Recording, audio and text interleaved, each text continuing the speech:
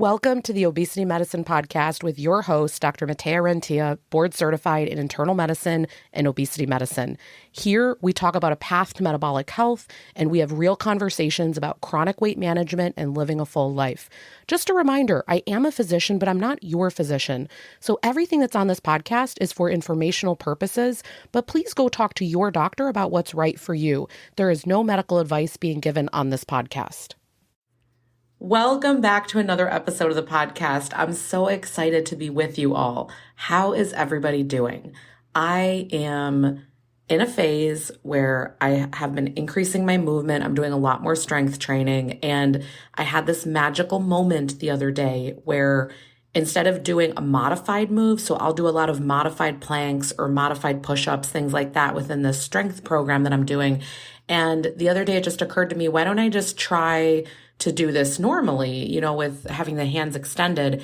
And it was actually easier to do it that way than it was to do it with the knee modification. And if any of you out there have been someone that you've really had a mental block for a lot of years leading up to you tackling that, for me, it's definitely been with movement. Certain things have always been certain body moves not possible based on my body size, or being able to do certain things based on being able to I'm really into functional fitness, meaning where you can really handle your own weight and do things like that. And so that was just a really incredible non-scale victory for me. And that is slightly different than what we're going to talk about today. But just to remind you, no matter where you are in your journey, whether you are starting out, you are on the road, maybe you're at maintenance and you're just fine-tuning things, continue to look for things that are amazing every day, because they exist, but we have to notice them. It was such a quick moment. It was this 1 second, I can do this. It wasn't even a profound thought, but I just had that moment. So I wanted to share that. And I'm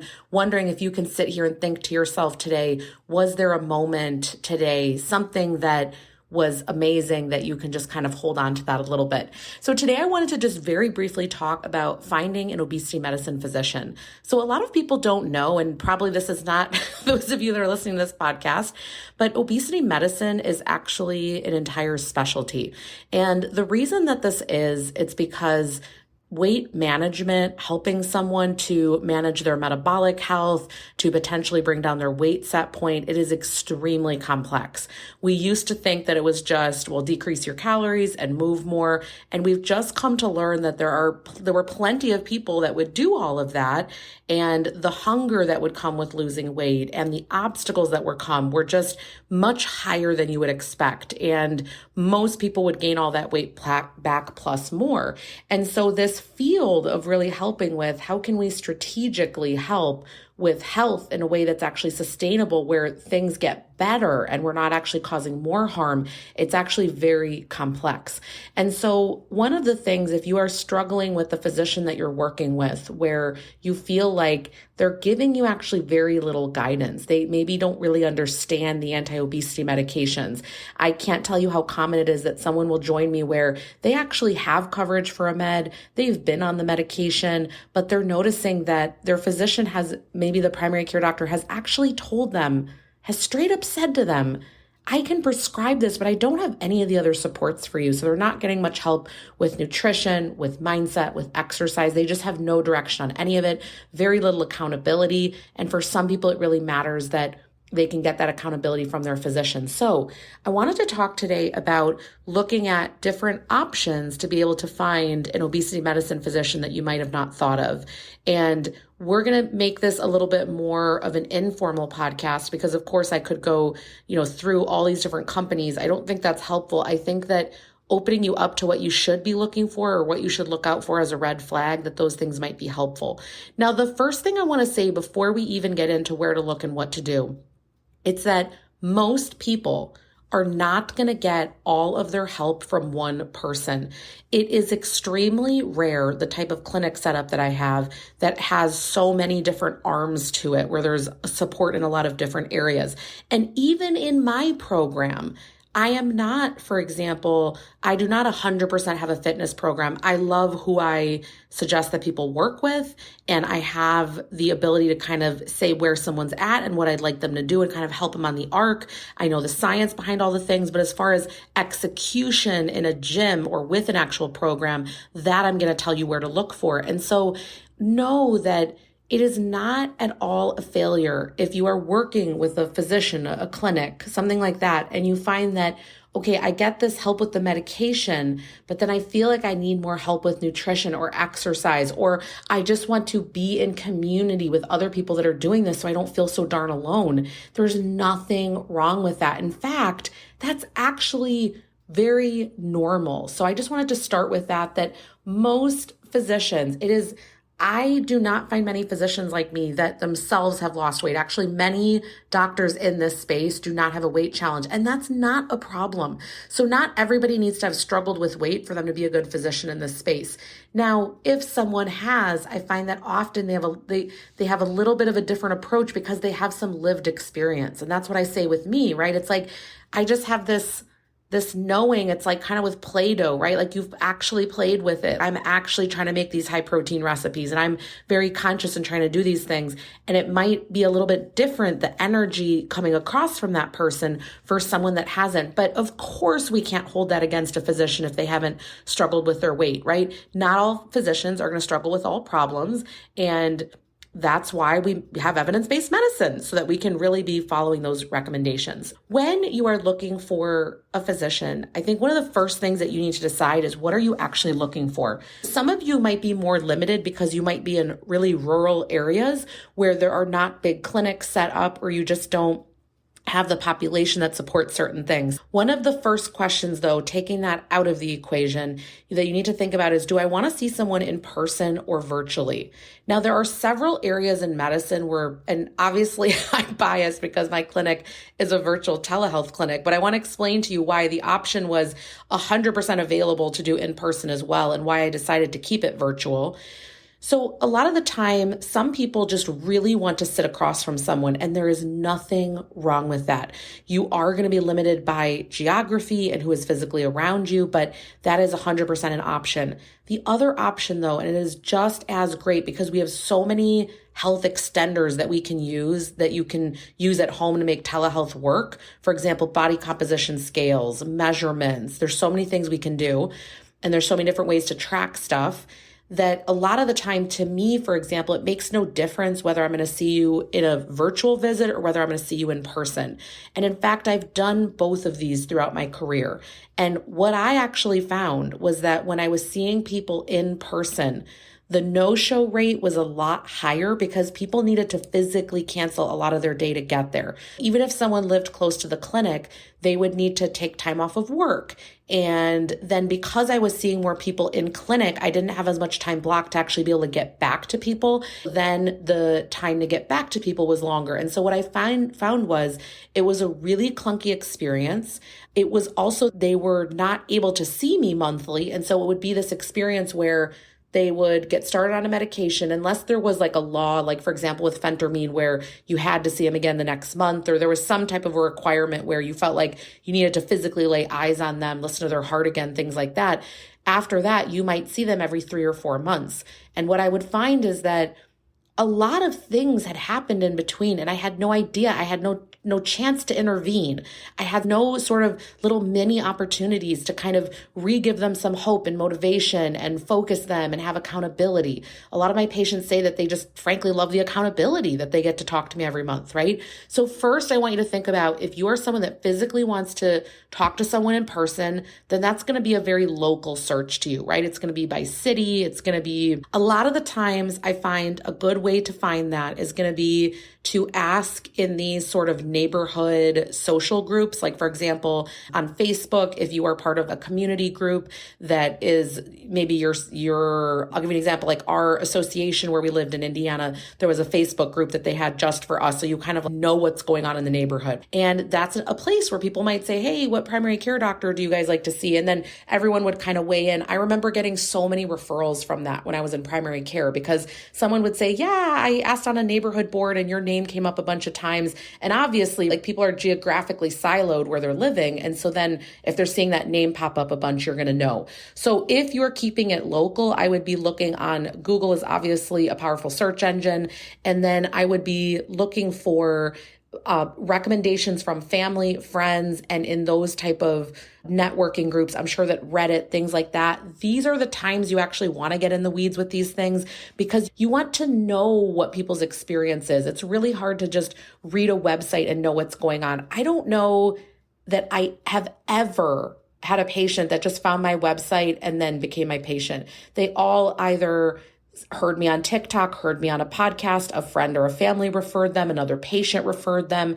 No one is just finding my website and then signing up. So look for local things if that's what you want to do. Now, another really big option, and by the way, a second thing with those local things, and this applies to both local and telehealth clinics that you're looking at, I want you to check if the physician that you're seeing is certified by the American Board of Obesity Medicine. It's ABOM. So abom.org. It's a website that you can go on and you can see if that doctor has the board certification. Now, a lot of people can practice in the obesity medicine space without having that board certification. And I'm not saying that they might not still be excellent and great, but more times than not, when I have someone where they just got really insane recommendations thrown at them, it came from someone that has not had that additional training. And so what is ensured when someone has that training, it's not that everyone's going to practice the same medicine afterward, but it's that they have seen these different studies that show what the metabolic problems are,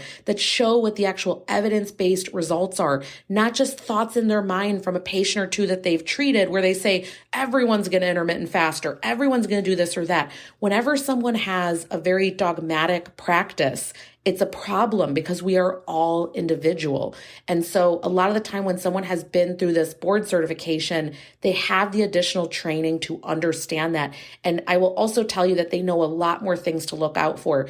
They are likely really screening you for different eating disorders like binge eating disorder or night eating syndrome. They are picking up on things that other doctors are not, even though they might say that they're in the weight management space. So I know that this is tricky. And I just want to start with validating that it is so frustrating. Even me, when I was trying to find a physician, it was like I had to wade through this pool of, I remember I met with one and she was lovely, but I just felt her energy. I would never get along with this doctor. I felt very judged for my weight. This was years ago.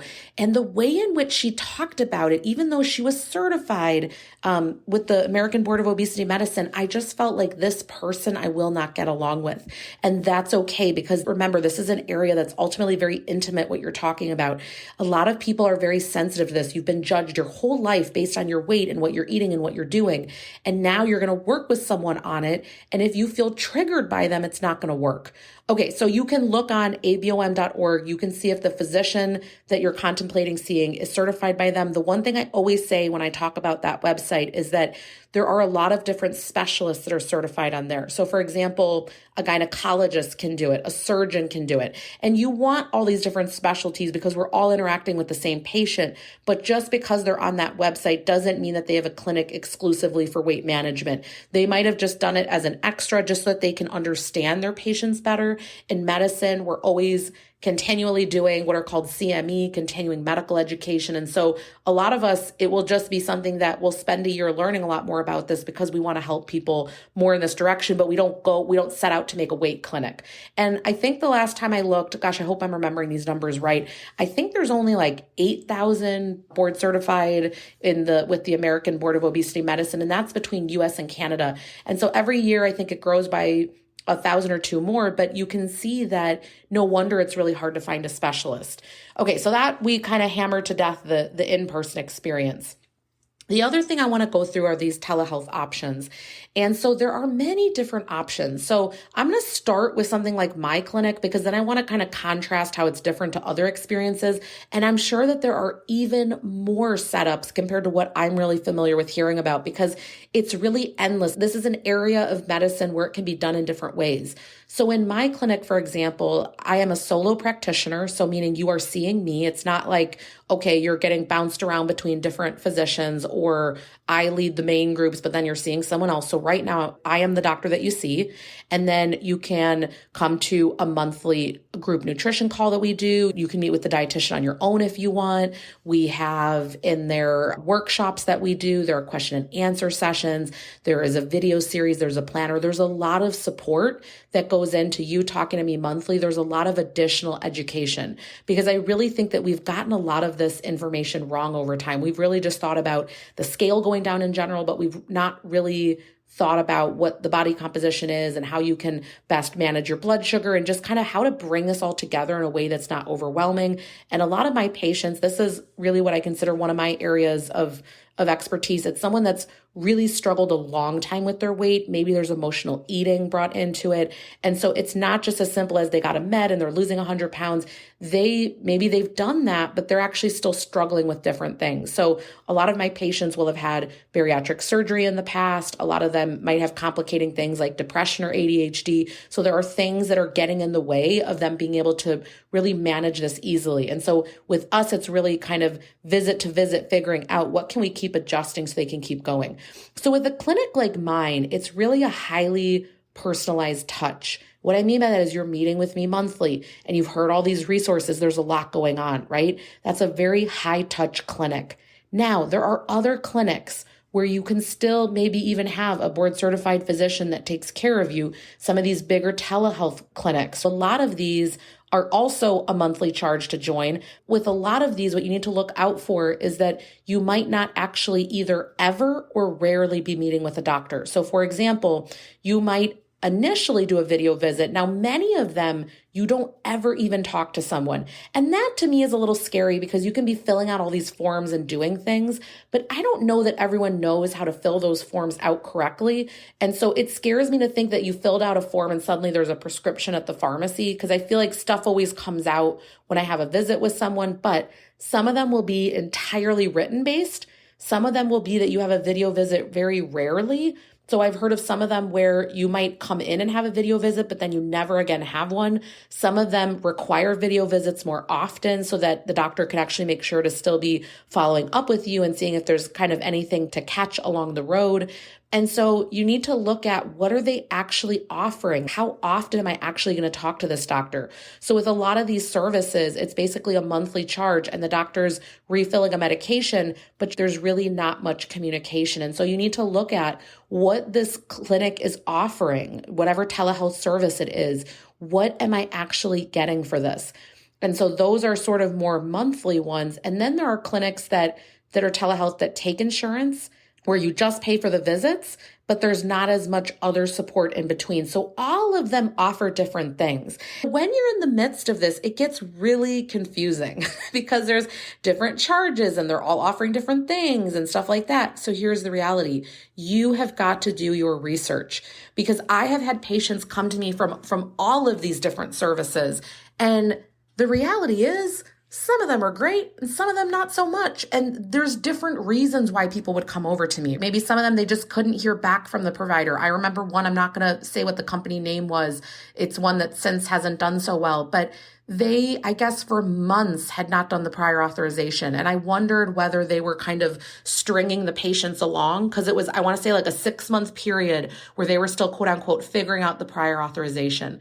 And that, I mean, that's kind of insanity, because when you submit a prior authorization, they have 30 days to get back to you. So I don't understand how it could be 6 months, right? So that's just sort of being deceptive in your business practices, or maybe you're just so highly unorganized on the back end, and then the patients don't know that they can expect different. And so they kind of stick around. But what you really need to do is look at the service that I'm thinking of going with.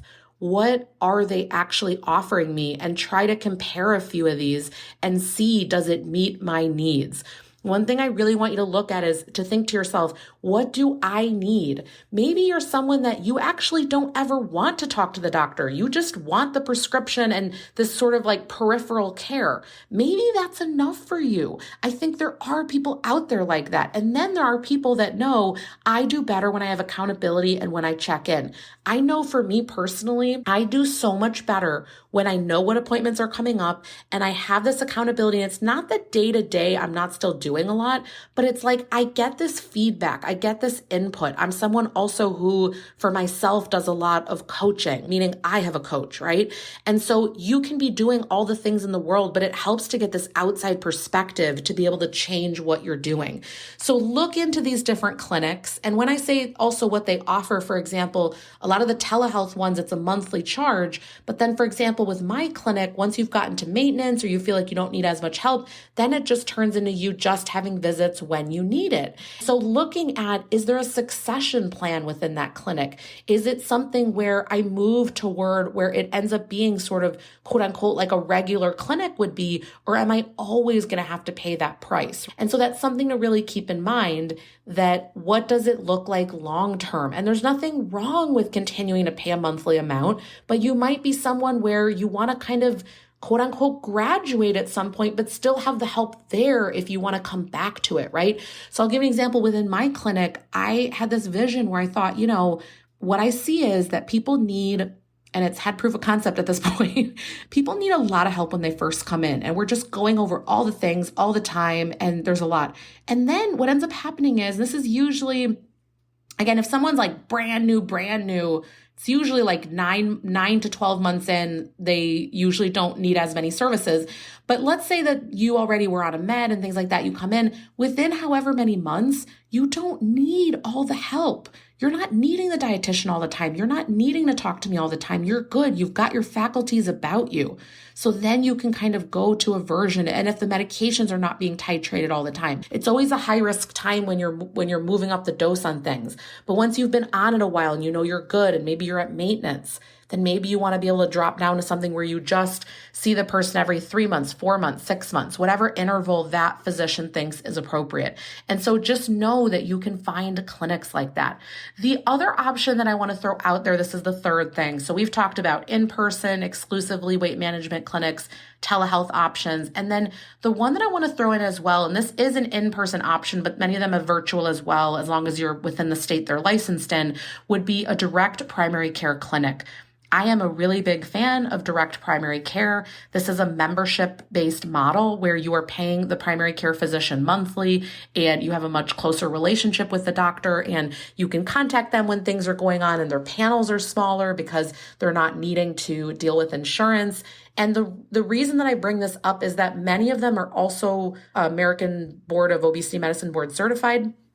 And they usually have programs where they will do weight management as well. And so you get the best of all the worlds, where maybe you get a primary care doctor and they're also doing that. So I just wanted you to look out for that. There's a website called dpcfrontier.com, and you can look for a locator based on zip code, and you can see if there's a clinic near you.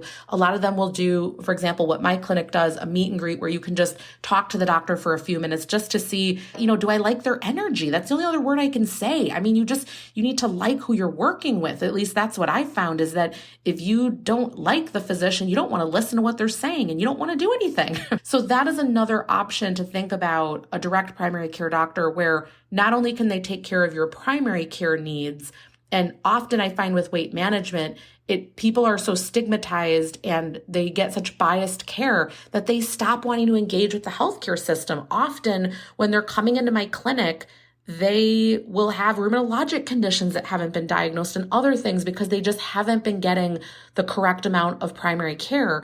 And so often, if you find a clinic where you feel like it's inclusive, they're doing the primary care and the weight management, that can often be a really nice option as well. So hopefully today just got you thinking about, what do I actually want out of my physician, whether it be that they're in network, that they're a local place I can go to, and if they're a telehealth service, what type of services do I want from them? And then you see if the fit is right. I also think that it's nice, a lot of these virtual services, my clinic included, I don't like when programs sort of pressure you into, you have to sign up for 6 months. I hate that. What if you don't like what you're getting? What if the fit isn't right? And so again, with clinics like mine, it's really monthly, where you could decide this doesn't feel right to me, or, I don't need this help. Then you can get right out. I want you to look out for, as a red flag. Let's talk about red flags for a second. One of the first red flags that I really want you to look out for is if they tell you, well, you need to sign up for 6 months to a year to even come into the program. I just find this to be a challenge. Now, listen, anyone can sell however they want to. I find it to be a challenge because there is no amount of confidence that you can have prior to going into something if it's going to be the right fit or not. And so unless they're telling you, well, look, within the first month or two, if you don't like it, we'll fully refund, you can be on your way. Otherwise, I find that to be a very scary approach. Hopefully, whatever clinic you're working with, it's either month to month or visit to visit, and it's not something where you need to do this huge commitment. I just find within the health space, this is so not done anywhere else, but within health and coaching, these huge upfront investments are just horrendous to me. So that's one thing to look out for. The second thing to look out for is if it's, well, everyone follows this protocol. And I remember one patient this person did not become a patient. I had a meet and greet with someone and they wanted to know, well, what was my protocol that I take everyone through? And what was very clear to me with talking to this person was that they had been to many clinics where it was sort of, and we're going to put you on all these supplements and we're going to do all these things. And like, this is what everyone's going to have done. And how could that be true? You know in your gut that can't be true, that everyone's going to respond to the same thing. And so if you're going somewhere where they say, well, this is our 18-week program and everyone does this amount of veggies and protein and this many ounces and everyone's doing the same thing, how can that be true? Just let it be a gut check for you. Does this sound like this can be right for me? Okay. And then the third thing is over-promising things, guaranteeing that you're going to lose weight, guaranteeing this or that. That can't be true either. Everyone's different. You might not respond to what's being offered, and all of us are unique. And so if there's these really high guarantees, it's just a big red flag to me. So anyway, hopefully this episode was helpful. It was a little bit longer than I thought. I guess I had more to say with you trying to find a team that's really supportive to you. I hope that you can find someone that can help you either to start this journey, to stay on this journey, to refine things as you go along, and that you really find a team where it's supportive, because unfortunately, I really subscribe to the thought that obesity is a chronic, lifelong condition. And so there's going to be times when you're going to be doing amazing. You're going to need very little contact. And then there's times you're really going to struggle. And it might even be you get prescribed prednisone, which is a steroid, by a doctor, and suddenly some weight comes back on and you need a little bit more help to get that weight off. Maybe you had been at maintenance, but now there's that struggle. Or unfortunately, you go through other health conditions, or just stress gets kicked up, or suddenly your hunger goes up. I can tell you there are so many scenarios that my patients down the road encounter, and then they're able to just right away let me know, because I've always been in the loop, and they let me know what's going on, and we figure it out, and it is not a long-term problem for them again. I hope that all of you can find that, because I really think that it makes a big difference in your long-term health. All right, I hope you all have a great rest of the week, and we'll talk next week. That marks the end of today's episode. But if you're newer to the podcast, I want to tell you about something that we have, and it's a free podcast roadmap. So this is perfect for any of you that are listening where you want to be directed to very specific episodes. So let's say that you are just starting out and you want to know, what should I do right when I start on the medications? Or you're experiencing certain side effects on the GLP-1s, or you want to know what to do if you're in a plateau, or if emotional eating is taking over, or if hunger levels are high. So we have many different categories of episodes that we've talked about, because there's a lot at this point. So if you want to be able to navigate that very easily, we have it broken down by category, and also the episodes that are there, and we hyperlink to everything. So you can just click on it and find the episode, easy peasy. If you want that, you can go to renteaclinic.com/podcast roadmap. We'll have it linked right here underneath the show notes where you're listening. And you can go ahead and get that free resource so that it makes it easy for you to navigate, because I know that it's really hard when someone has an established podcast. I am such a podcast fiend, listening to podcasts all day long. And when I find one that I love, but there's a lot that are out there, I am so lost. So I hope that you enjoy this free podcast roadmap. Again, the link to get to that is going to be renteaclinic.com/podcast roadmap. I hope this is helpful, and let me know if you have any questions.